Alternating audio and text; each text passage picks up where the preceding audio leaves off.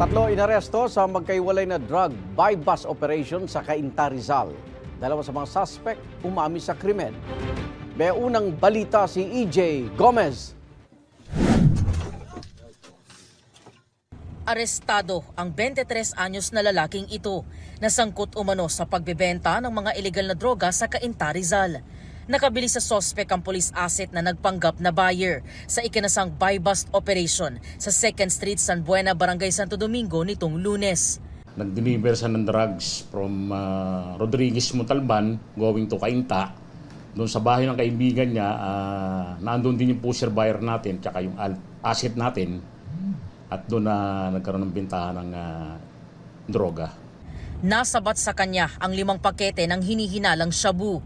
May timbang ang mga ito ng humigit kumulang 15 gramo na nagkakahalaga ng 102,000 pesos.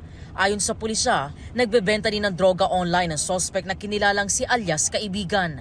May 1 taon na rin na minaman-mana ng tropa, kaya lang may ilap siya. Matinik siya sa pakikipag-text, hindi basta kumakagat sa plano. Aminado ang suspect sa pagbebenta ng droga, pero aniya, first time pa lang po, ma'am. Kasi po, ma'am, nanay ko po di na pumapagtrabaho. Pinapaaral ko po yung mga kapatid ko. Sobrang nagsisisi po ako, ma'am.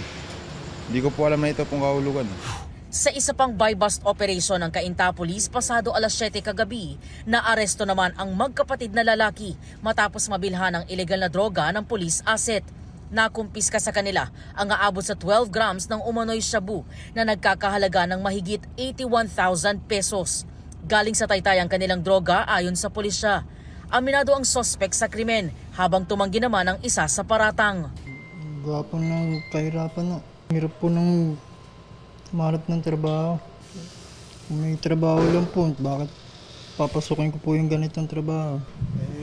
Pa-extra lang din po ako sa trabaho. Kaya, pag-gamit-gamit na lang ako, sir. Umagamit na lang ako. Hindi na ako nagbebenta. Previously arrested itong dalawang magkapatid, sila yung mga street level individual at sila ay nag-avail ng pre-bargaining agreement kaya sila nakalaya. Kasalukuyang nakakulong sa custodial facility ng Cainta Municipal Police Station ang 3 suspect na nahaharap sa reklamong paglabag sa Republic Act 9165 o Comprehensive Dangerous Drugs Act of 2002. Itong unang balita, EJ Gomez para sa GMA Integrated News.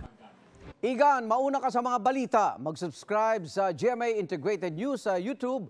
Sa mga kapuso abroad, subaybayan nyo kami sa GMA Pinoy TV at sa www.gmanews.tv.